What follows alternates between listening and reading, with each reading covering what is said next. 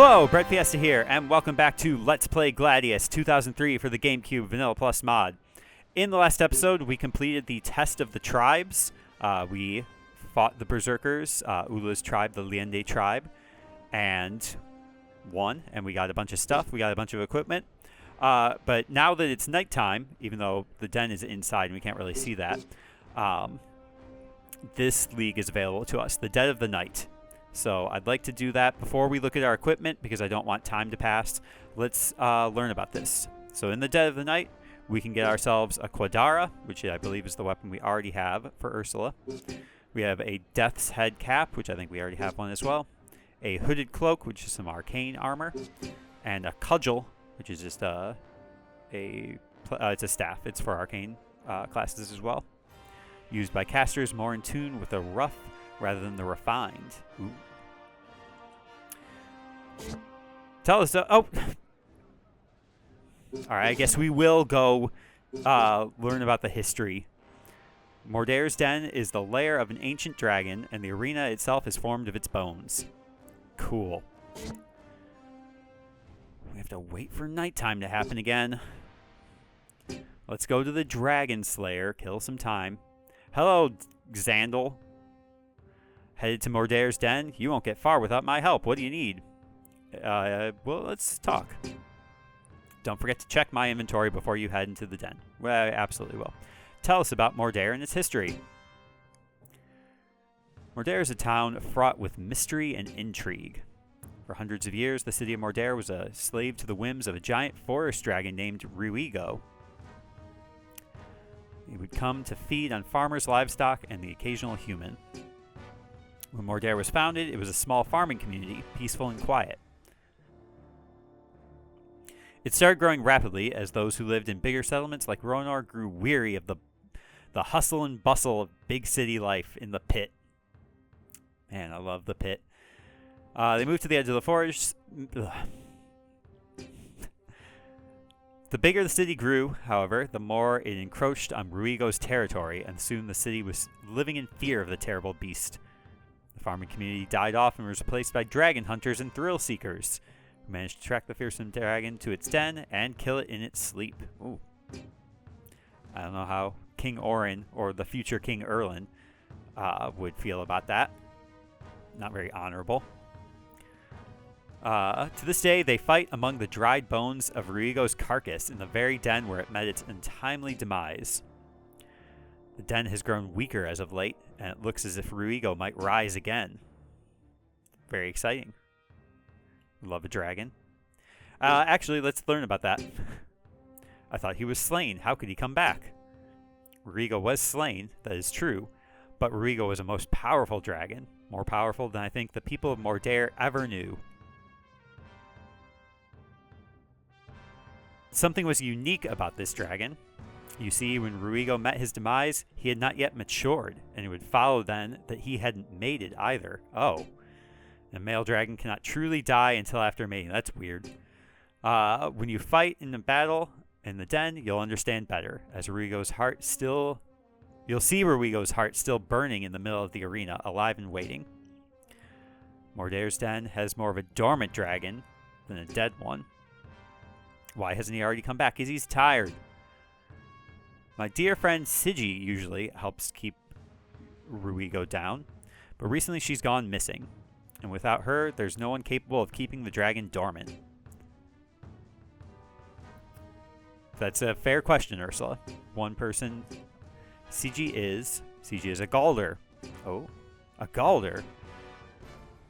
One of the witches of the Sloan Forest, which we have not been to yet. We've heard enough about the Galder. Yeah, the Galder, of course, as we learned in the preview from last episode, the Galder are the witches who had a prophecy that said Ursula would bring about ruin to the world. So, whoops. We are locals to Nordog. Some sibling rivalry. Okay, tell us more. So Sigi is the one who keeps Ruigo from resurrecting. Every month or so, she brings Earth Affinity Stones from the Sloan Forest and places them inside Ruigo's skull.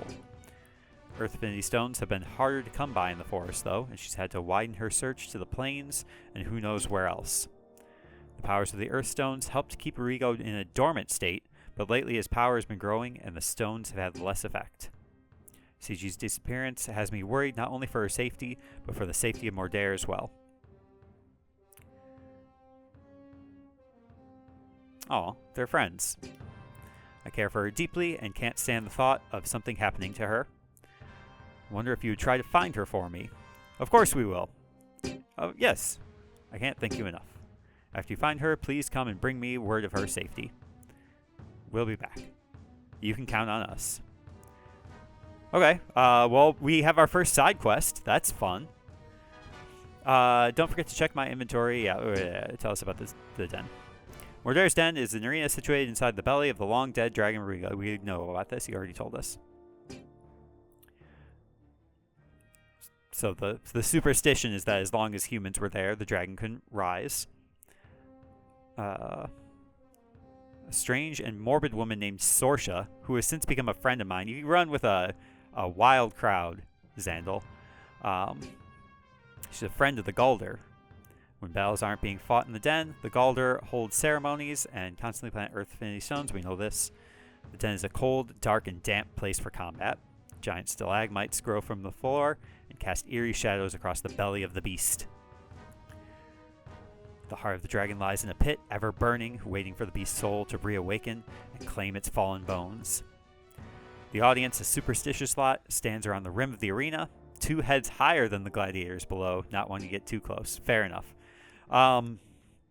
It's a shame you don't really ever fight a dragon. Well, let's see what we did promise to look at your wares. So here in the Dragon Slayer, everything's going to be fire affinity, which is not the air affinity we really need, for Erlin at least. It's also still really expensive, so I don't really want to buy it. We have this Crowbill. We can win a Crowbill from one of the tournaments. It's fine. This Eggcos. Whoops. Just 1 damage and 1. It's not worth it. It's going to be all the same sort of weapons. Not even anything for the Yeti. So we got for defense. Yeah, just shields. So a Wicker Shield. I think this is new. Slightly more defense. Not really worth it. Yeah. How about some clothes? A patched cape is weaker than the wolf skin, which we have. Oh my gosh. Didn't realize how expensive that was. It's all the same. We finally actually have some new equipment for Gracie. We can get a bronze bracer or a chainmail guard. This increases our... might be worth it. Tell us about it. Made of solid bronze, this is a medium weight piece of armor worn on the forearm, offering fair protection. That is a bracer.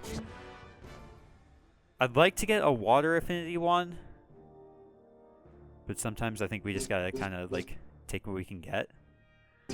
And also, affinity doesn't really matter at this point in the game.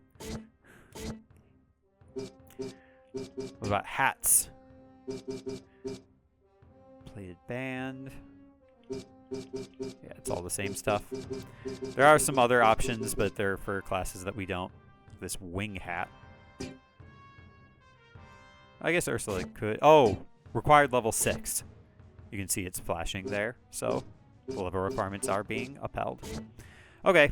Well, that's that.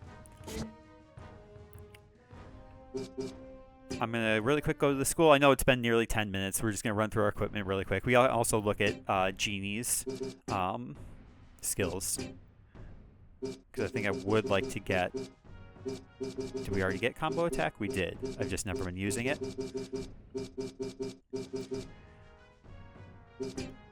Powerful javelin throw is unblockable.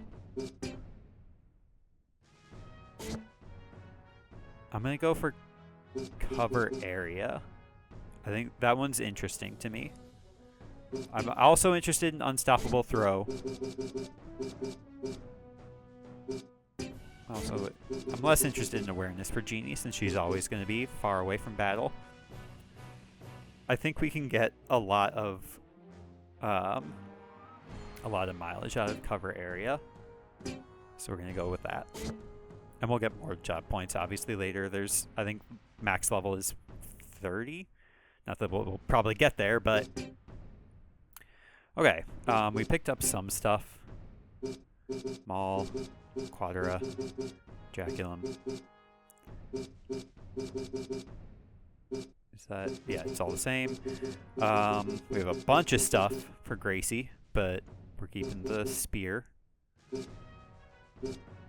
This card's kind of a cool weapon. It's an ornate knife crafted from one piece of metal, hilt and blade of the same forging. The handle is engraved with religious scriptures and iconography.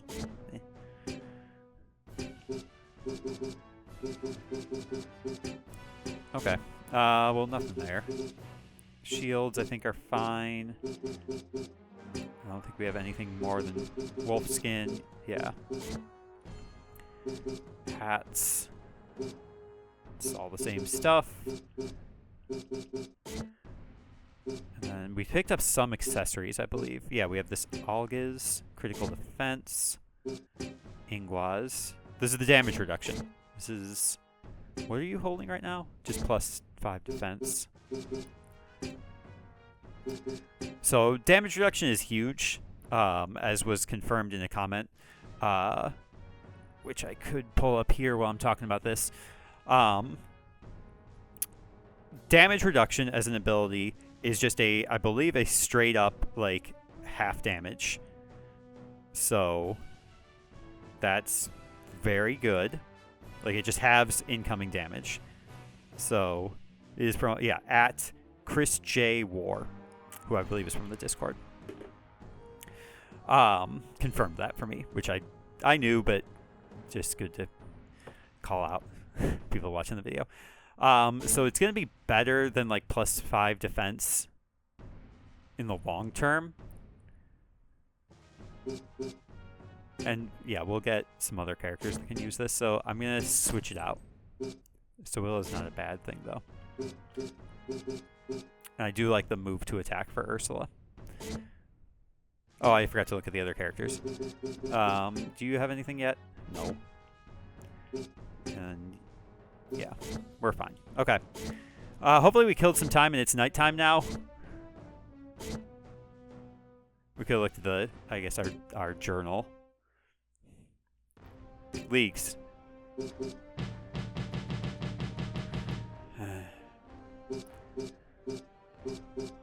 Alright, well, let's do something else, I guess. How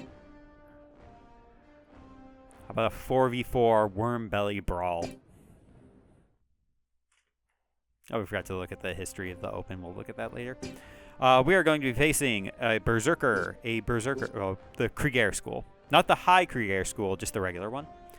Freck, the Berserker. Gale, the Berserker. Ragnall, the Barbarian. And Baer, who is a Samnite, I believe, from the Windward Steppes. Interesting. I like that profile picture. It's very cool. So we have a mix of the classes, so we'll probably also want to bring a mix of the classes. So let's just do Erlin. We'll sit Ursula out as penalty for using our powers in front of the enemy. Gracie, Genie, ER. We got the Berserker up. Berserkers are both up front. So it would be best maybe to put Erlin here. The Samnite's over here, so we're going to put you there. Put Genie here. And ER here. This seems fine. We'll forgo the height advantage this time because I forgot about it until I hit go. Why can't I move and use a special skill at the same time? Because these are sophisticated attacks, you plebeian. Trying to use a move action and a standard action. What do you think this is? Dungeons and Dragons? This is hardly a dungeon at all. It's just a cave. And that's a dead dragon. Or a dormant dragon. Okay, so that's way less damage. So maybe the damage reduction is... And that's even less damage. So Erlen, you could learn a thing or two. Issue, I realized. Gracie's stuck. Yeah. Well, Prepare yourself for the might of a barbarian. okay, we'll just give Gracie some room to move. Good critical. And maybe one day Freck will grow up like a real warrior. We should be fine here, even though it's heavy attacking a light. We'll have low accuracy, but we'll just get the critical and it'll be fine. B-A-Y, A-B-X. That one just kind of confused me for a second. This happens sometimes, I suppose. And we'll just long throw 3. Yeah. And we'll just get the critical and it'll just be perfect. B-Y, Y-Y-Y, X-X-A. Yeah, perfect. No problem.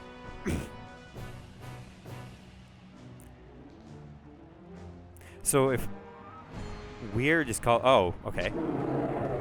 That's a lot of damage on ER of all characters who has his, like... Erlen, you're still in the way.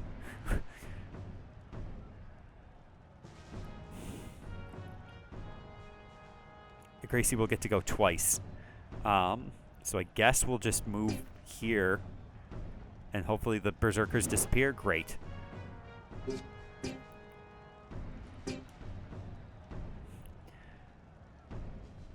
YB. XAY. BYX.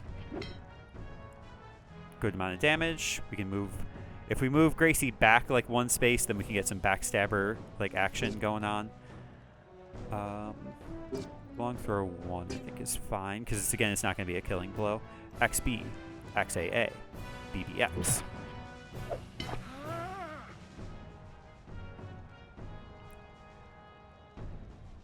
Not her. Great dodge though. Easy Ragnow. Here I come. We must defend our For Nordog. our girlfriend. Maybe. Okay, so that's one of the abilities of the Samnite, is that they are skilled at moving other characters around the arena or moving through other characters. So they've got some advantages there. But what if they just didn't move at all? Right into my trap. Oh. I feel like...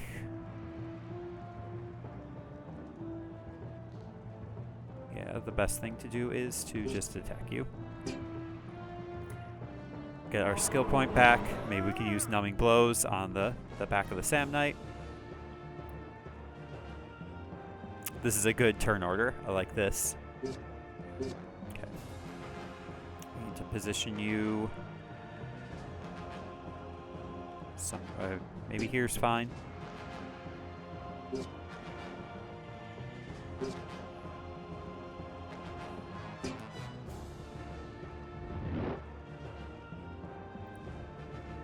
Let's actually... Oh, this is interesting. Why...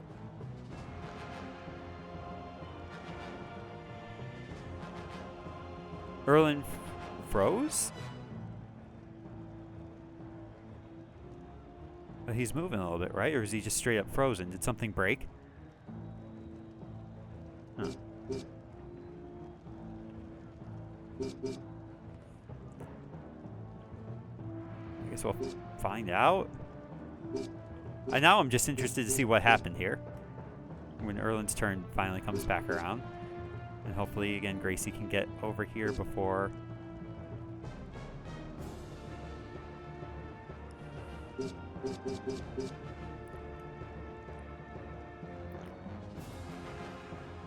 Why is Erlen's turn not coming up?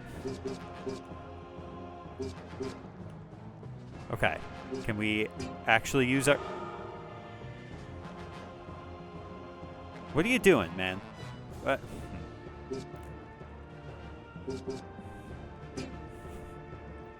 Whatever.